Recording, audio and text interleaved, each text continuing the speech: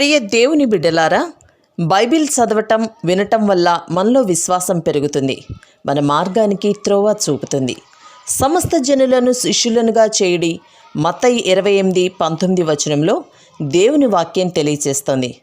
Telugu బైబిల్స్ను RRK మూర్తి గారు research చేసి విశ్లేషణ చేసిన బైబిల్లోని ప్రతి అధ్యాయాలను వచనాలను వరుస క్రమంలో అనగా ఆదికాండం నుండి ప్రకటనా గ్రంథం వరకు ఇవ్వబడుతుంది. ప్రతి ఒక్కరూ ఆధ్యాత్మికంగా విశ్వాసంలో బలపడి మీ జీవితంలో ఎదుర్కొంటున్న సమస్యల నుండి విడుదల పొందండి. ప్రతి ఒక్కరూ మీ దీవెన టీవీని సబ్స్క్రైబ్ చేసి ఈ వాక్యాన్ని లైక్ చేసి మీ మిత్రులకు బంధువులకు షేర్ చేయండి. దేవుని సువార్తను ప్రకటింపబడుటలో మీరు పాలిభాగస్తులు కండి. క్రీస్తునందు ప్రియ సోదరీ సోదరులారా, బాగున్నారా? దంపతులారా, మీరెలా ఉన్నారు? దేవుడు మీ ఇద్దరినీ జతపరిచాడు. మీ ఇద్దరికీ శిరస్సు యేసు క్రీస్తు అని మీరు గుర్తించి ఆ విధంగా ప్రవర్తిస్తే మీ కుటుంబము ఆనంద నిలయమవుతుంది. ప్రియశ్రోతలు, మీ బైబిళ్లు తెరవండి. ఈరోజు మన పాఠం లూకాసు వార్త 10వ అధ్యాయం. సావధానంగా వినండి. యేసు ప్రభువు 70 మంది శిష్యులను సేవార్థమై పంపుతున్నాడు. ఈ అధ్యాయంలో మనందరికీ చిరపరిచితమైన మంచి సమరయుని ఉపమానమున్నది. అధ్యాయం ముగింపులో యేసు ప్రభు మరియ మార్తల ఇంటిలో కనిపిస్తాడు. ఇప్పుడు వివరాలు వినండి. 1 నుండి 12వ వచనం వరకు. అటు తరువాత ప్రభు 70 మంది ఇతరులను నియమించి తాను వెళ్లబోయే ప్రతి ఊరికి ప్రతి చోటికి తనకంటే ముందుగా ఇద్దరిద్దరినిగా పంపాడు. పంపినప్పుడు ఆయన వారితో అన్నాడు, కోత విస్తారముగా ఉన్నది గాని పనివారు కొద్దిమందే.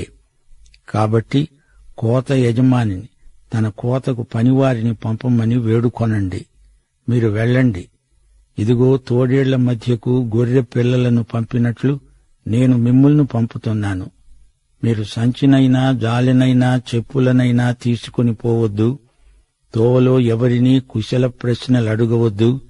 మీరు ఏ ఇంటినైనా ప్రవేశించినప్పుడు ఆ ఇంటికి సమాధానమగునుగాక అని మొదట చెప్పండి. సమాధాన పాత్రుడు శాంతియోగ్యుడు అక్కడ ఉండిన ఎడల మీ సమాధానము అతని మీద నిలుస్తుంది. లేని ఎడల అది మీకు తిరిగి వస్తుంది. వారు మీకిచ్చే పదార్థాలను తింటూ తాగుతూ ఆ ఇంటిలోనే ఉండండి. పనివాడు తన జీతానికి పాత్రుడు. ఇంటింటికి తిరగవద్దు. మీరు ఏ పట్టణములోనైనా ప్రవేశించేటప్పుడు వారు మిమ్మల్ని చేర్చుకుంటే మీ ముందర పెట్టేవి తినండి. అందులో ఉన్న రోగులను స్వస్థపరచండి. దేవుని రాజ్యము మీ దగ్గరికి వచ్చి ఉన్నదని వారితో చెప్పండి. మీరు ఏ పట్టణములోనైనా ప్రవేశించేటప్పుడు వారు మిమ్మల్ని చేర్చుకొనకపోయిన ఎడల మీరు దాని వీధులలోనికి పోయి చెప్పండి, మా పాదాలకు అంటిన మీ పట్టణపు ధూళిని కూడా మీ ఎదటనే దులిపేస్తున్నాము. అయినా దేవుని రాజ్యము సమీపించి ఉన్నదని తెలుసుకోండి. ఆ పట్టణపు గతి కంటే సొదొమ పట్టణపు గతి ఆ దినమున ఓర్వదగినదై ఉంటుంది అని మీతో చెబుతున్నాను. శ్రోతలు, వింటున్నారా? ఈ 70 మంది సేవ తాత్కాలికం. యేసు త్వరలో శిలువ మీద చనిపోవడానికి వెడుతున్నాడు. శ్రోతలు, జాగ్రత్తగా వినండి. కోత విస్తారము, పనివారు కొద్దిమంది అని ప్రభువు చెప్పిన ఈ మాట నేడు మనకు వర్తించదు. శిలువకు అవతలి వైపున ఉన్నప్పుడు ప్రభువు ఈ మాట అన్నాడు. యేసు శిలువ వేతతో ఒక యుగం ముగిసింది. ఆయన పునరుత్థానంతో ఇప్పటి మన యుగము ప్రారంభమైంది. ఇది మనకు విత్తనాలు వేసే కాలం, పంటకాలం కాదు, కోతకాలం కాదు. ప్రతి యుగ సమాప్తిలో తీర్పు ఉంది. విత్తే ఈ యుగము ముగిసేటప్పుడు పంట కోత, అదే తీర్పు సమయం. మత్తయి సువార్త 13వ అధ్యాయం 30వ వచనంలో ప్రభువు అన్నాడు, కోతకాలము వరకు గోధుమలను గురుగులను కలిసి పెరగనివ్వండి. కోతకాలమందు గురుగులను ముందుగా కూర్చి వాటిని కాల్చివేయడానికి కట్టలు కట్టి గోధుమలను నా కొట్టులో చేర్చిపెట్టండి అని కోత పనివారితో చెప్తాను. ఇది విత్తనాలు వేసే కాలం. ప్రతి క్రైస్తవ విశ్వాసీ దేవుని వాక్యమనే విత్తనాలు చల్లాలి. యేసు ప్రభు శిష్యులను తోడేళ్ల మధ్యకు గొర్రెలను పంపినట్లే పంపుతున్నాడు. వారు తేలికగా ప్రయాణం చెయ్యాలి, కాలయాపన చేయకూడదు. యేసు రాకడ కొరకై ప్రజల హృదయాలను సిద్ధపరచాలి, వాక్యం ప్రకటించాలి. లూకాసు వార్త 10వ అధ్యాయం 13 నుండి 16 వచనం వరకు, అయ్యో కొరాజీనా, అయ్యో బేత్సయిదా, మీ మధ్య చేయబడిన అద్భుతములు తూరు సీదోను పట్టణములలో చేయబడిన ఎడల ఆ పట్టణముల వారు పూర్వమే గోనెపట్ట కట్టుకొని బూడిద వేసుకొని కూర్చుండి మారుమనస్సు పొంది ఉండేవారే. అయినా విమర్శకాలమందు మీ గతి కంటే తూరు సీదోను పట్టణముల వారి గతి ఓర్వతగినదై ఉంటుంది. ఓ కపెర్నహూమా, ఆకాశము మట్టుకు హెచ్చించబడతావా? నీవు పాతాళము వరకు దిగిపోతావు. మీ మాట వినేవాడు నా మాట వింటాడు, మిమ్మును నిరాకరించేవాడు నన్ను నిరాకరిస్తాడు, నన్ను నిరాకరించేవాడు నన్ను పంపిన వానిని నిరాకరిస్తాడు. శ్రోతలు, యేసు ప్రభు తనను తాను తన శిష్యులతో సంయుక్తపరుచుకుంటున్నాడు. దమస్కు మార్గంలో పౌలుకు కనపడి యేసు ఏమన్నాడు? సౌలు, నీవు క్రైస్తవులను హింసిస్తున్నావు అంటే నన్నే హింసిస్తున్నావు. నేను యేసును, నీవు హింసించే యేసును నేనే. 17 నుండి 24 వచనం వరకు. ఆ 70 మంది శిష్యులు సంతోషముతో తిరిగి వచ్చి ఆయనకు చెప్పారు, ప్రభువా, దయ్యాలు కూడా నీ నామము వలన మాకు లోబడుతున్నవి. ఆయన అన్నాడు, సైతాను మెరుపువలే ఆకాశము నుండి పడిపోవడము చూచాను. ఇదిగో, పాములను తేళ్లను తొక్కటానికి శత్రువు బలమంతటి మీద మీకు అధికారం అనుగ్రహించి ఉన్నాను. ఏదీ మీకు ఎంతమాత్రము హాని చెయ్యదు. అయినా దయ్యాలు మీకు లోబడుతున్నవని సంతోషించక మీ పేర్లు పరలోకమందు రాయబడి ఉన్నాయని సంతోషించండి. శ్రోతలు, 70 మంది శిష్యుల సేవా నివేదికతో వారి పని అయిపోయింది. వారి సేవకు గొప్ప ఫలితాలు వచ్చాయి. ఉద్రేకభరితులయ్యారు. మనం కూడా బోధించినప్పుడు ఆత్మలు రక్షించబడితే అలాంటి అనుభవమే కలుగుతుంది. మన సేవకు ప్రతిఫలం ఏమిటనుకుంటున్నారు? మన పేర్లు పరలోకంలో రాయబడి ఉన్నాయి. అంతకు మించిన ఆనందం మరొకటి ఏముంది? 21వ వచనం నుండి, ఆ ఘడియలోనే యేసు పరిశుద్ధాత్మయందు బహుగా ఆనందించి ప్రార్థిస్తూ అన్నాడు, తండ్రి, ఆకాశమునకు భూమికి ప్రభువా, నీవు జ్ఞానులకు వివేకులకు ఈ సంగతులను మరుగుచేసి పసిబాలురకు బయలుపరిచావని నిన్ను స్తుతిస్తున్నాను. అవును తండ్రి, అలాగు నీ దృష్టికి అనుకూలమైంది. సమస్తమును నా తండ్రి చేత నాకు అప్పగించబడి ఉన్నది. కుమారుడు ఎవడో తండ్రి తప్ప మరెవడూ ఎరగడు. తండ్రి ఎవరో కుమారుడును, కుమారుడెవనికి ఆయనను బయలుపరచనుద్దేశిస్తాడో వాడు తప్ప మరి ఎవడూ ఎరుగడు. అప్పుడాయన తన శిష్యుల వైపు తిరిగి ఏకాంతమందు వారితో అన్నాడు, మీరు చూస్తున్న వాటిని చూచే కన్నులు ధన్యములైనవి. అనేక మంది ప్రవక్తలు, రాజులు మీరు చూస్తున్నవి చూడగోరి చూడక, వినగోరి వినక ఉన్నారని మీతో చెప్తున్నాను. శ్రోతలు, మనమెంత ధన్యులమో కదా! దేవుడు మనం చూడగలిగే మహాప్రత్యక్షం క్రీస్తునందు మనకు అనుగ్రహించాడు. దేవునికి స్తోత్రం. 25వ వచనం నుండి మంచి సమరయుని ఉపమానం. ఇదిగో, ఒకప్పుడు ధర్మశాస్త్రోపదేశకుడొకడు లేచి ఆయనను శోధిస్తూ అడిగాడు, బోధకుడా, నిత్యజీవమునకు వారసుణ్ణి అవడానికి నేనేమి చెయ్యాలి? అందుకాయన ప్రశ్నించాడు, ధర్మశాస్త్రమందు ఏమి రాయబడి ఉన్నది? నీవేమి చదువుతున్నావు? అతడు జవాబిచ్చాడు, నీ దేవుడైన ప్రభువును నీ పూర్ణ హృదయముతో, నీ పూర్ణ మనస్సుతో, నీ పూర్ణ శక్తితో, నీ పూర్ణ వివేకముతో ప్రేమించాలని, నిన్నువలే నీ పొరుగువాణ్ణి ప్రేమించాలని రాయబడి ఉంది. అందుకు ఆయన అన్నాడు, నీవు సరిగా ఉత్తరమిచ్చావు, అలాగే చెయ్యి. అప్పుడు జీవిస్తావు. అయితే తాను నీతిమంతుడైనట్లు కనపరుచుకొనగోరి అతడు అడిగాడు, అవునుగాని నా పొరుగువాడు ఎవడు? అందుకు యేసు అన్నాడు, ఒక మనుష్యుడు యెరూషలేము నుండి యెరికో పట్టణమునకు దిగి వెడుతూ దొంగల చేతిలో చిక్కాడు. వారు అతని బట్టలు దోచుకొని అతణ్ణి కొట్టి కొరప్రాణముతో విడిచిపోయారు. అప్పుడొక యాజకుడు ఆ త్రోవను వెళ్లడం తటస్థించింది. అతడు ఇతన్ని చూచి ప్రక్కగా పోయాడు.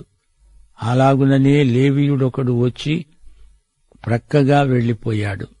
అయితే ఒక సమరయుడు ప్రయాణమై వెడుతూ అతడు పడి ఉన్న చోటికి వచ్చి అతణ్ణి చూచి అతని మీద జాలిపడి దగ్గరికి పోయి నూనె ద్రాక్షరసము పోసి అతని గాయాలను కట్టి తన వాహనము మీద ఎక్కించి ఒక పూటకోళ్ల వాని ఇంటికి తీసుకొని పోయి అతణ్ణి పరామర్శించాడు. మరునాడు అతడు 2 దేనారములు తీసి ఆ పూటకోళ్ల వానికిచ్చి వెళ్లిపోతూ అతనితో అన్నాడు, ఇతణ్ణి పరామర్శించు, నీవు ఇంకా ఏమైనా ఖర్చు చేసిన ఎడల నేను మరల వచ్చేటప్పుడు అది నీకు తీరుస్తాను. కాగా దొంగల చేతిలో చిక్కిన వానికి ఈ ముగ్గురిలో ఎవడు పొరుగువాడవుతాడు? మీకేమి తోస్తోంది? అతడు జవాబిచ్చాడు, అతని మీద జాలిపడిన వాడే. యేసు అన్నాడు, నీవు వెళ్లి అలాగే చెయ్యి. మార్కు సువార్తలో అద్భుతాలను గురించిన వివరాలు ఎక్కువ ఉన్నాయి. లూకా సువార్తలో ఉపమానాలు వర్ణనాత్మకంగా చెప్పబడినాయి. ఉపమానాలన్నిటిలోకి అనుపమానమైనది మంచి సమరయుని కథ. ఇది చాలా మందికి చిరపరిచితం. నిత్యజీవమును గురించిన ప్రశ్నకు జవాబుగా ప్రభువు ఈ ఉపమానాన్ని బోధించాడు. ప్రశ్న అడిగిన వాని మనస్సు మంచిది కాదు. ప్రభువులో తప్పు పట్టుకోవాలనే కుట్రాలోచన అతనికుంది. అతడు ధర్మశాస్త్ర ఉపాధ్యాయుడు. అతడు ప్లేడరు కాడు, న్యాయవాది కాడు. ఈ ఉపదేశకుడు ధర్మశాస్త్రాన్ని, అందరి అర్థమును ప్రజలకు నేర్పుతాడు. అది అతని వృత్తి. న్యాయస్థానాలలో న్యాయవాదులు వాదిస్తారు. ఒకచోట ఒక న్యాయవాది అవతలి న్యాయవాదిని అబద్ధికుడు అన్నాడు. అతడు ఇతణ్ణి దొంగ అన్నాడు. అప్పుడు జడ్జి అన్నాడు, మన న్యాయవాదులిద్దరూ ఒకరినొకరు మనకు పరిచయం చేసుకున్నారు. ఇప్పుడు మన ముందున్న వ్యాజ్యం విచారణ ప్రారంభిద్దాము. సరే, ఇక్కడ ధర్మశాస్త్రోపదేశకుడు ప్రభువును ఒక మంచి ప్రశ్నే అడిగాడు. యేసు ప్రభు అతని ప్రశ్నకు ఎదురు ప్రశ్న వేశాడు. ఉపదేశకుడు సరైన జవాబే చెప్పాడు. దేవుణ్ణి సంపూర్ణంగా గాఢంగా ప్రేమించాలి. పొరుగువాణ్ణి తనను వలెనే ప్రేమించాలి. ధర్మశాస్త్రం చెప్పింది ఎవ్వరూ చెయ్యలేరు. కాని అది అతడు ఒప్పుకోడు. తాను నీతిమంతుణ్ణి అని ప్రదర్శించుకునే ఉబలాటం అతనిలో ఎక్కువగా ఉంది. నీ జవాబు సరిగా ఉంది, అలా చెయ్యి అన్నాడు ప్రభు. ఎవడూ ధర్మశాస్త్రము వల్ల నీతిమంతుడుగా తీర్చబడడు, అది అసాధ్యం. గలతీ పత్రిక 2:16 మనుష్యుడు ధర్మశాస్త్ర సంబంధమైన క్రియల మూలమున నీతిమంతుడుగా తీర్చబడడు. రోమాపత్రిక 8:3-4 జాగ్రత్తగా వినండి. ధర్మశాస్త్రము దేనిని చేయజాలకపోయిందో దానిని దేవుడే చేశాడు. క్రీస్తు శరీరమందు పాపమునకు శిక్ష విధించబడింది. ఆ ఉపదేశకుడు యథార్థపరుడైతే ఒప్పుకోవాలి, ప్రభూ, నేను ధర్మశాస్త్రాన్ని నెరవేర్చలేను, నిస్సహాయుణ్ణి. అయితే నిత్యజీవానికి నాకేది దారి అని అతడు అడిగి ఉంటే ఎంత బావుండేది. అయితే ధర్మశాస్త్రోపదేశకుడు డొంకతిరుగుడు ప్రశ్న అడుగుతున్నాడు. ధర్మశాస్త్రోపదేశకుడు ఒక లేవీయుడు. ఈ ఉపమానంలోని లేవీయుణ్ణి తనలో తానే చూచుకున్నాడు ధర్మశాస్త్రోపదేశకుడు. దొంగల చేత కొట్టబడిన వ్యక్తిని చూచి చూడనట్లు యాజకుడు, లేవీయుడు ప్రక్కగా దాటిపోయారు. అయితే సమరయుడు అలా పోలేదు. అక్కరలో ఉన్న బాధితుడికి అతడు పొరుగువాడయ్యాడు. ఈ ఉపమానంలోని పాత్రల స్వభావాలు ఎలాంటివో చూడండి. 1. దొంగలు. నీది నాది, నీ దగ్గర ఉన్నది నీది కాదు, అది నాది అని బలాత్కారంగా కొట్టి దోచుకునేవారే ఈ దొంగలు. 2. యాజకుడు, లేవీయుడు. వీరి ఆలోచన ధోరణి ఎలా ఉంది? నాది నాది, నీది నీది, ఎవరిది వారిదే అంటూ బాధితుణ్ణి వదిలేశారు. 3. మంచి సమరయుడు. అతడేమనుకుంటున్నాడు? నాది నీది, అక్కరలో ఉన్న నీదే ఇది, నాది కాదు. ప్రియ శ్రోతలు వింటున్నారా? అతడు యెరూషలేము నుండి దిగి యెరికోకు వెడుతున్నాడు, కిందికి వెళ్లిపోతున్నాడు. ఇది మానవత యొక్క చిత్రణ. ఆదాము హవ్వల పతనము మొదలుకొని మానవజాతి కిందికి దిగిపోతూనే ఉంది. ఇది అధోముఖ ప్రయాణం. యెరూషలేము పైన ఉంది, యెరికో కింద ఉంది. యెరూషలేము ఆశీర్వచనం, యెరికో శాపం. దొంగలు కొట్టిన వ్యక్తి కొరప్రాణంతో ఉన్నాడు. దొంగలు అంటే సైతానుకు సంకేతం. యోహాను సువార్త 8వ అధ్యాయం 44వ వచనం, ఆది నుండి సైతాను నరహంతకుడు, దొంగ, హత్య, నాశనము కలుగజేసే దేవ విరోధి, అపవాది. యోహాను సువార్త 10వ అధ్యాయం 8వ వచనం, ప్రభు అన్నాడు, నాకు ముందు వచ్చిన వారు దొంగలు, దోచుకునేవారు. సైతాను దొంగ. యేసు ప్రభు 2 దొంగల మధ్య సిలువ వేయబడ్డాడు. ఆయన అక్రమకారులలో ఒకడుగా లెక్కించబడ్డాడు. ఒకసారి ప్రభు అన్నాడు, మత్తయి సువార్త 26వ అధ్యాయం 55వ వచనం, ఆ ఘడియలోనే యేసు జనసమూహములను చూచి అన్నాడు, బందిపోటు దొంగ మీదికి వచ్చినట్లు కత్తులతో, గుదియలతో నన్ను పట్టుకోటానికి వచ్చారా?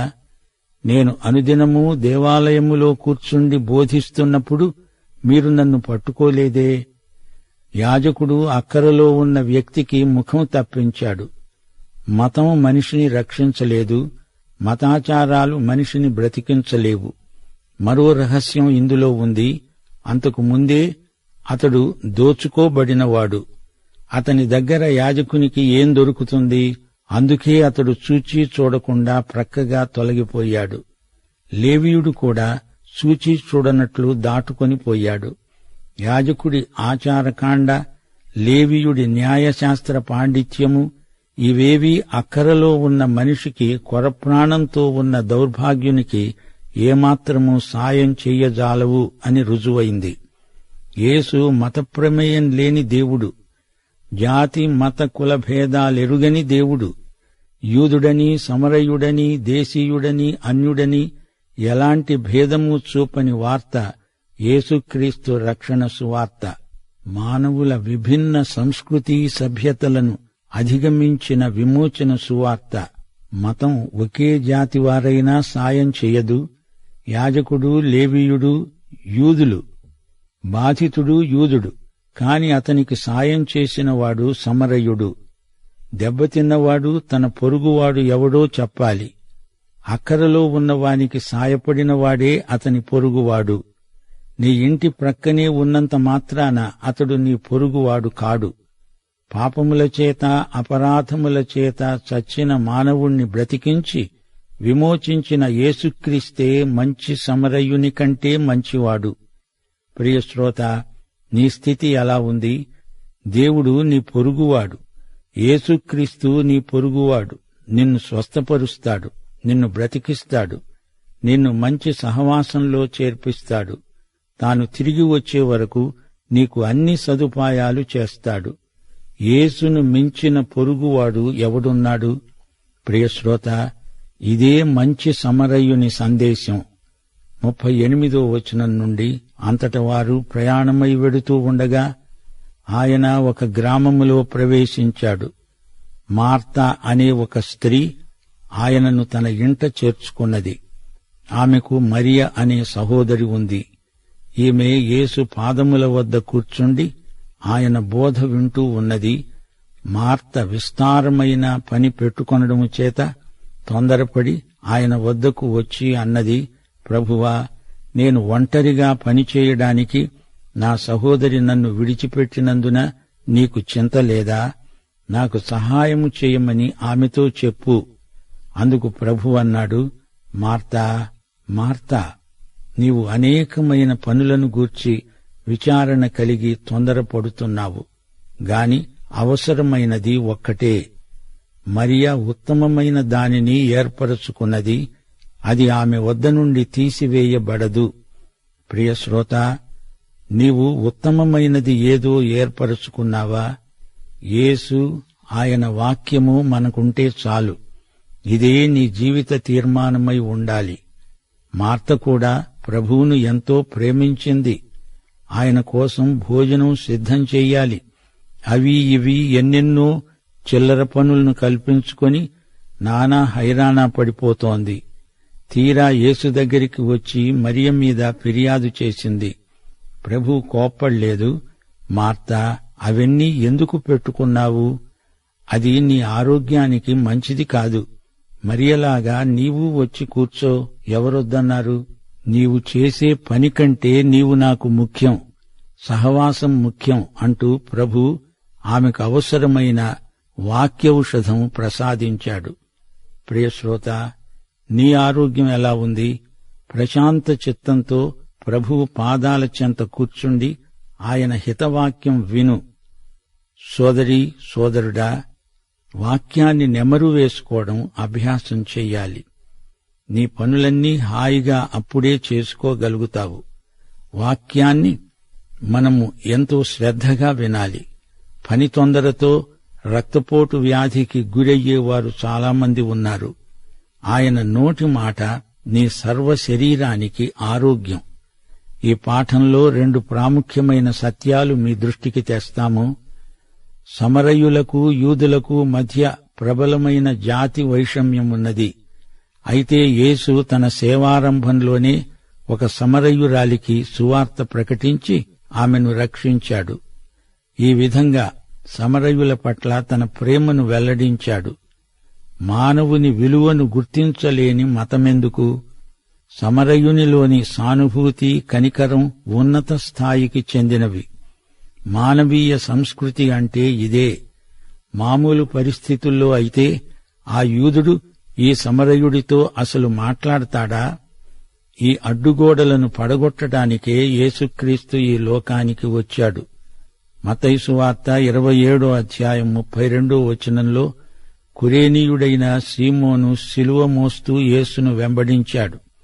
సీమోను యూదుడు. అతని కుమారులు అలెగ్జాంద్రు, రూపు. అలెగ్జాంద్రు గ్రీకు పేరు, రూపు రోమియుల పేరు. అతని కుటుంబం 3 సంస్కృతుల సమ్మేళనం. యేసు శిలువ మీద హెబ్రీ, గ్రీకు, రోమా భాషల్లో ఆయన విలాసం రాసిపెట్టి ఉంది. ఇక మార్తా మరియలను చూడండి. భక్తి, సేవ, ఈ రెండిటి సమన్వయం మనకెంతో అవసరం. మార్తా పెద్దది, ఆమె చెల్లెలు మరియా. మార్తకు ఒక వరమున్నది, మరియకు మరో వరముంది. ఇద్దరూ ఒకే పని చెయ్యాలని కాదు, ఇద్దరి మధ్య సమాధానముండాలి. మరియ మార్తతో పని చేయవచ్చు, మార్తా మరియతో వచ్చి కూర్చొని వాక్యం వినవచ్చు. ప్రభువు మార్తకు మరియకు మధ్య సమాధానం కుదిర్చాడు. మార్త పని ఆధ్యాత్మికమే, మరియ వైఖరి ఆధ్యాత్మికమే. క్రైస్తవ బోధ, పని ఈ 2 ప్రత్యేక శాఖలు కావు. ఇద్దరూ పరస్పర ప్రేమ గలిగి ఒకరికొకరు చేదోడు వాదోడుగా ఉండాలి. క్రైస్తవ జీవితమంతా ఆధ్యాత్మికమే. అందుకే అన్నం తినేటప్పుడు కూడా ప్రార్థన చేస్తాము, వాక్యం చదివేటప్పుడు ప్రార్థన చేస్తాము. అంతా ఆధ్యాత్మికమే. మన బోధకు మన పనికి సమన్వయం కుదరాలి, సమతౌల్యం ఉండాలి. ప్రియశ్రోత, నీ తీర్మానమేమిటి? పాఠం ఇంతటితో సమాప్తం. ప్రభు అయిన యేసుక్రీస్తు వారి కృప, తండ్రి అయిన దేవుని ప్రేమ, పరిశుద్ధాత్మ యొక్క అన్యోన్య సహవాసము మనకందరికీ సదాకాలము తోడై ఉండునుగాక. ఆమేన్.